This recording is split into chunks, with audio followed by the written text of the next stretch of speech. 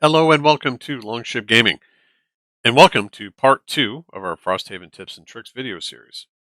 Our host here is Blaine, the Frozen Fist.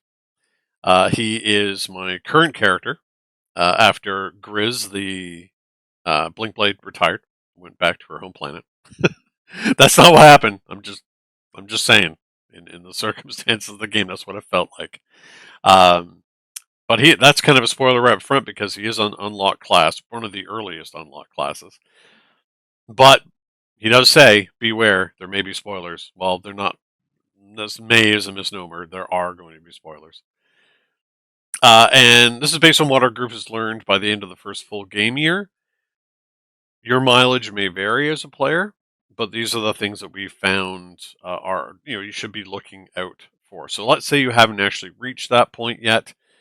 You may be still early in the campaign. You may be finishing your first summer.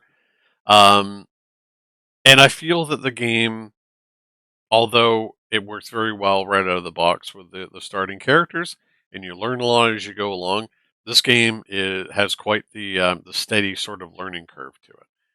And you may be feeling at times, oh, we don't have this particular kind of resource, or we're missing this building, or why am I not unlocking characters fast enough? This video will tell you basically what you can expect by the end of that first year and maybe put some of those fears to rest. And also provide some helpful advice if you're looking for specific aspects of the game to target. But as always, do what's best for your playgroup. Your mileage may vary. Everybody's campaign is going to be very different. But this is, as I said, what works best for us. So, first up, by the end of the first year, your group will be swimming in items and blueprints. They are really not hard to find, either as rewards uh,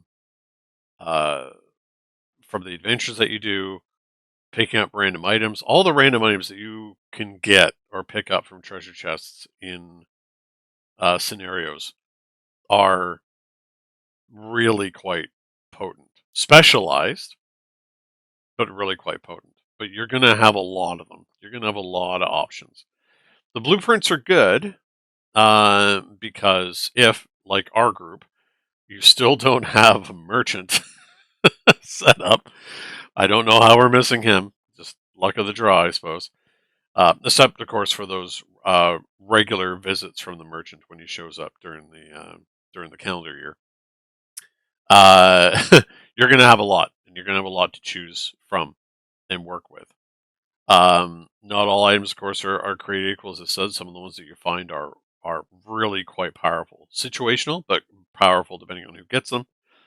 But you will, if you're feeling that you don't get a lot of good ones, that you're stuck with the ones that you can just craft, you will, by that point, just be completely inundated with items and blueprints. And some of them for your class may be completely useless. But, remember, when you retire, they're just going to go back to the supply anyway. So somebody can make use out of them eventually. But yeah, you're really going to have no trouble finding items and blueprints in this game. 2, character unlocks can be predictable, but sometimes come as a welcome surprise. So, what I mean by predictable, again, it's a spoiler. There are sort of 3 different factional missions in the game. So the Algox, the Unfettered, and the Lurkers. It's really obvious that each one of those can provide an unlockable character. So if you are looking, if you don't have enough, target finishing one of them, or even not even finishing, but progressing through them, because sometimes you don't always get them right at the end. You can get them fairly early in those quest lines. So if the idea of playing some kind of Algox, like say Blaine, or you're looking to play an Unfettered, because it's really obvious when you're going through that you're going to get one, then target finishing those quest lines. And it's satisfying as well because the quest lines themselves are actually fairly well written and logical in how they progress. But sometimes you can get unlocks where you we're not expecting them. So, uh, couple of spoilers here. So there are buildings that you can unlock, and you probably unlock it fairly early in the game because it makes so much sense when you're doing it when you're building up Frosthaven. There's the hunting lodge. So the hunting lodge will basically unlock the Vermling Trapper fairly early. So I think that these characters are supposed to be ones that are fairly early. So, either the Frozen Fist or the Snow Dancer, I think that's his name, we didn't unlock it, or the Trapper are ones that you're going to come across fairly early if you're just playing the game as normal. But we got one in a recent session unlocked that was a complete surprise. This one I'm not going to spoil. It comes through upgrading one of your core buildings. And it was actually quite a welcome and funny surprise that we ended up with a new character just from doing that. So, again, if you think you're unlocking them at a fairly slow rate, you know what? They can show up sometimes when you least expect it, but you can target at least three of them just by working your way through the three main factional quest lines. Number three, new building options can be unlocked when characters retire. I mean, this one might be, it's not entirely obvious. The retirement goals are envelopes, after all. But so far, that seems to be the trend. So if you think that you're missing certain buildings, um, or opportunities or options in the game, retiring them usually will bring a building along with it, which opens up even more possibilities. So um, there'll be times when you're in your outpost phase and you're like, well, all I have to do is build walls. I don't have enough prestige to build anything else. I don't have, it can feel like a bit pretty slow. Turns out it's not. You when you retire, you usually get new buildings out of it and new options from it. Scenario loot. This is number 4. Is feast or famine. Sometimes it feels like you have all the time in the world in a scenario to snatch up all that tasty loot. Other times you don't. Either because you're on a clock, you've got a goal to achieve within a certain amount of time. You cannot take the time to um, stop and smell the roses. Other scenarios where it's a just straight up kill fest, of which, there aren't that many comparatively compared to Gloomhaven. Straight up just kill everything scenarios are not quite as common. Um, those are the ones to focus on getting your loot when you have a chance to. But there's so many more scenarios that actually have a goal. So destroy X pillars or protect X number of pillars. Um, find these special shards and these hidden numbers. You know, you can't mess around because again, in Frosthaven, there are so many more scenarios which things spawn constantly. The pressure is always on. So for those ones, yeah, you have to basically come to terms with the fact that sometimes you will not be getting any loot. Other scenarios, we have completely maxed out the loot deck. So it just it happens, but you have to be prepared for it and just come to accept that this is the way the game is sometimes. Number 5, herbs are a rare loot, so prioritize the garden. Okay, so especially when it comes to unlocking the various potions and so on from the herbalist, you will always end up in situations where especially if you're trying to do it through looting, finding some of them is extremely difficult. So my suggestion, and again, it's difficult to do this.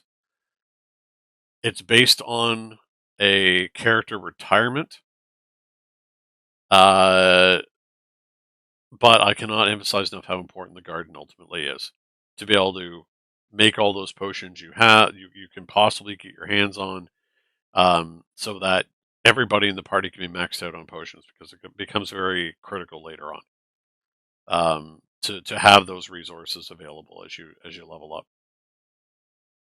So prioritizing the garden, and this is based off of, you get the garden as a result of the True Oak storyline, which is a retirement goal. So it's the character goal, a retirement goal, where you have to collect a bunch of loot lumber. So that's a good use of it, especially early in the game. I find there's in early scenarios, lots of lumber available as loot, so you can progress through that one fairly quickly. So we finally had the person who had that in the group finally finished that off, and we completed that quest line. And getting the garden where you can plant plots of a specific herb that you're looking for is extremely potent, especially when you're trying to research new potions going forward. So prioritize that one. Gold is best used for generating resources through the camps. I cannot emphasize this enough. When you can get to upgrade your logging, mining, and hunting camps, make sure that you focus on these, that you really spend as much as you can every time you have an outpost phase to get those resources. It ticks up, it ticks up, it ticks up. It gets better. You get more and more and more. Gold, I find, there's not much. Again, like in our circumstances, we don't yet have a merchant. We're not getting a lot of use out of our gold. And this may be the case for your group too, if you don't have them yet. Um, using that gold as every time you go back to the outpost to turn that into raw material is critically important, because then you can have those. When you hit a certain prosperity level, you're in fantastic shape to set up to expand your buildings. And it just, you got to spend that money to make that money, to make resources, and make your outpost phase more and more worth it every time you go back to it. So by the end of year one, we're in a really good spot with the amount of resources. Even though, as I said, when scenarios are feast or famine, sometimes it doesn't matter, because you're able to generate what you need. And the same thing goes with the garden. You can generate the resources you need, and you don't necessarily have to worry about what you're picking up in scenarios. Because even if you are, you're more than likely going to pick up gold over anything else. Number 7, outpost phase combat events are rare, but be prepared. So this surprised me quite a bit. I really expected. Now, I don't know whether we just have been lucky, but I don't think this is the case. In the rulebook, it seems to state that outpost combat events are more common. So, there's a big section. You think, okay, there's going to be a lot of this. They're really putting emphasis on defense. They really want you to build the walls, et cetera, et cetera. Well, uh, by the end of the 3rd year, we've had a grand total of 3 combat events in Frosthaven. One of which was entirely our fault during the outpost phase, because we chose poorly on an outpost phase event. It was pretty funny. So that one was entirely avoidable had we chosen correctly. So ultimately, yeah, well, the first one we ever did in the game was combat, and I thought, oh boy, is this the way it's going to be forever? That set us back being the first one. We didn't really have that great a defense. But by the end of the, the the first year, we've only had the other 2, and we are through. I don't know whether it's dumb luck or the kind of choices we've been making or inferences we've been making during the outpost phase. We are max morale already, and our our combat abilities. The ability to shrug off attacks from anything maybe attacking the settlement, it really has not been that difficult. So don't be too afraid of these combat events. They are not as frequent as they appear. But again, be prepared. You don't want to let fall down or lax on not building your walls or upgrading your barracks when you can. But it's important to remember, they're not that frequent. Unless maybe you could get really unlucky, but for us, really 3 out of that many sessions, not common at all and not difficult to overcome. Number 8. Okay, so pardon me. The puzzle book. Early parts of this is going to heavy sort of spoiler territory. As part of the campaign, you cannot avoid getting the puzzle book. It is important to actually finishing the campaign itself and to better understanding the lore of the world and what's actually happening in it. They go from interesting puzzles in the early part of it, basically translating a cipher, symbols into letters and numbers, which, to be honest, can be pretty fun. Figuring on your own. Like I was so close to figuring out the first number scheme on my own, but something just wasn't adding up, and I actually ended up getting spoiled inadvertently while looking for hints, and I went, oh, okay. Then it clicked into place, and I was able to do that one. The next section, when you're translating letters, and it's again a straight cipher. That one, I did not look up a spoiler for that one. It was actually fun enough to do because you can do it from not context clues. And I'll get to this in a minute.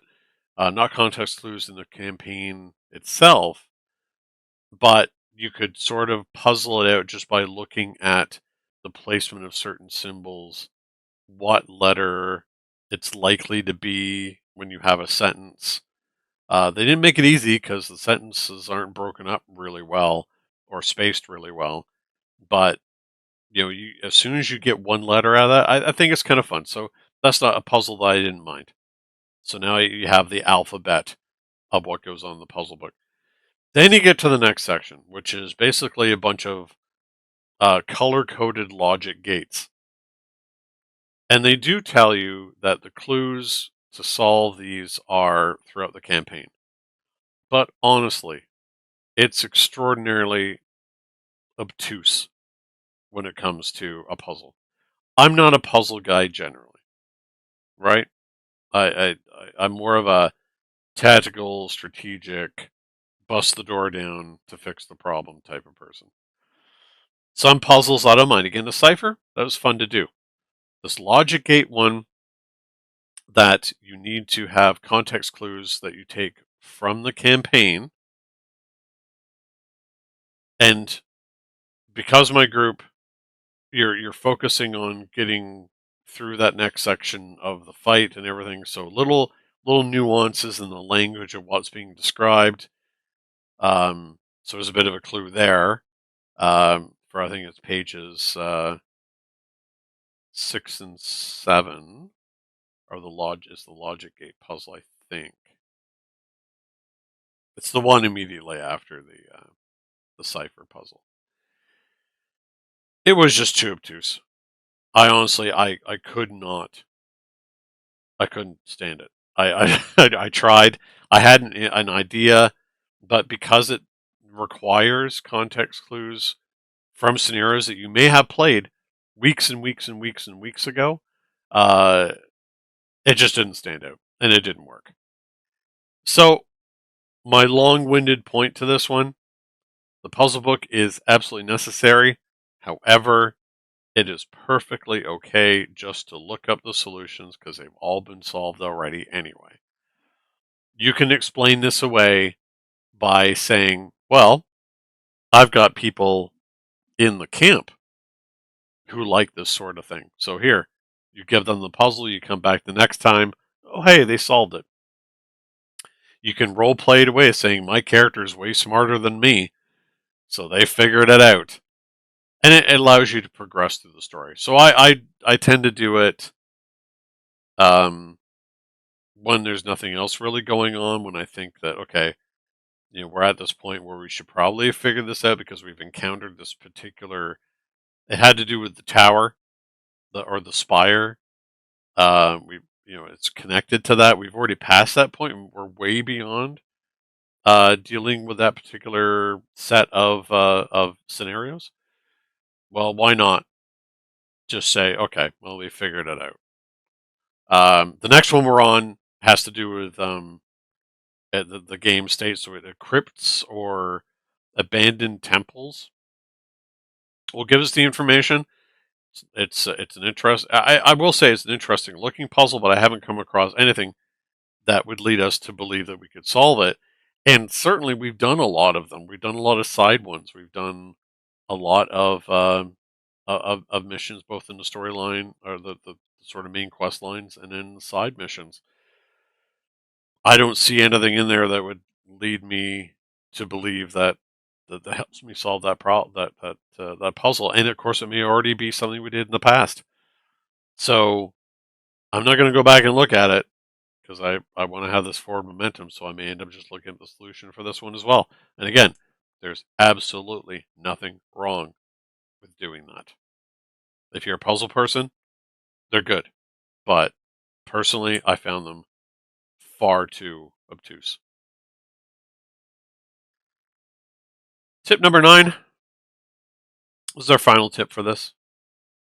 New character feeling weak, levels 4 to 5 are the breakpoint. So by now, you've probably rotated through your group entirely, that you've unlocked enough, or you're close to unlocking enough, and your characters may be fairly high level, relatively high level, so 6 or 7.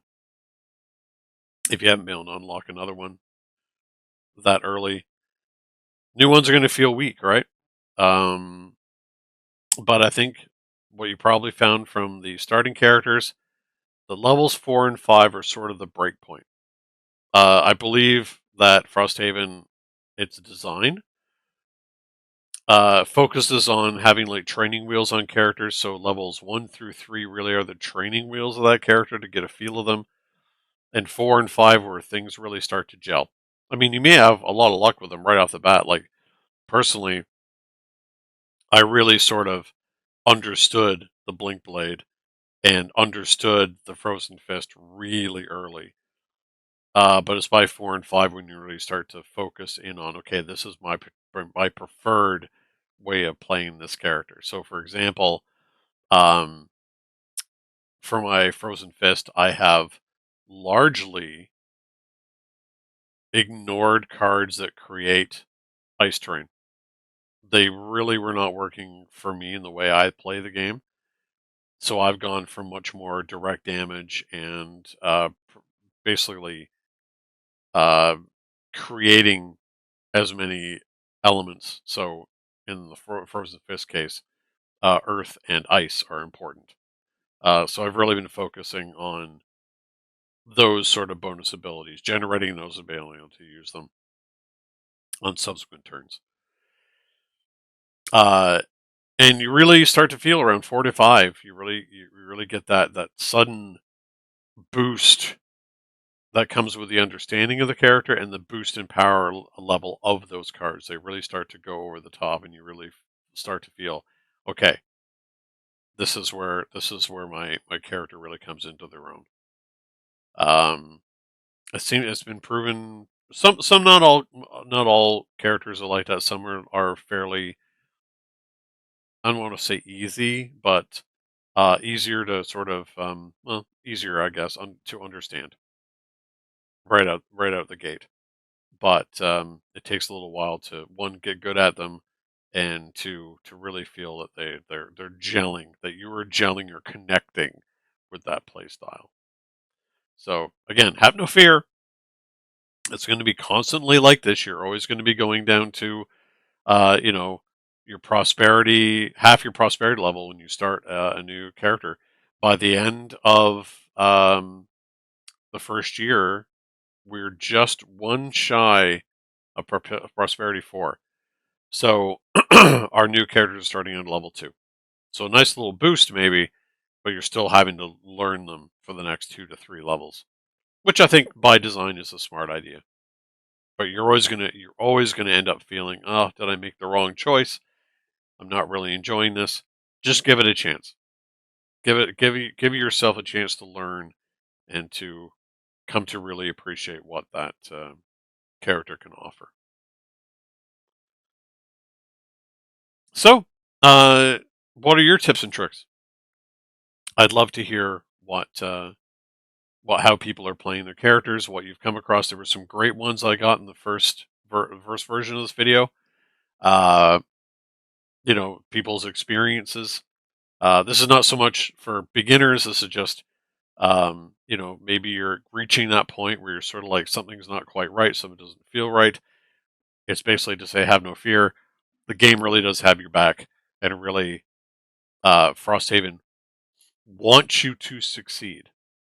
Um, but again, everybody's experience may be different. So please let me know in the comments below your experience with the game, uh, and any tips and tricks that I may have missed. Or if you feel that I'm wrong on something, please let me know about that. So until next time, happy gaming and stay safe out there, mercs. Frosthaven, but in the end, Frosthaven's worth saving. Thanks very much. See you next time.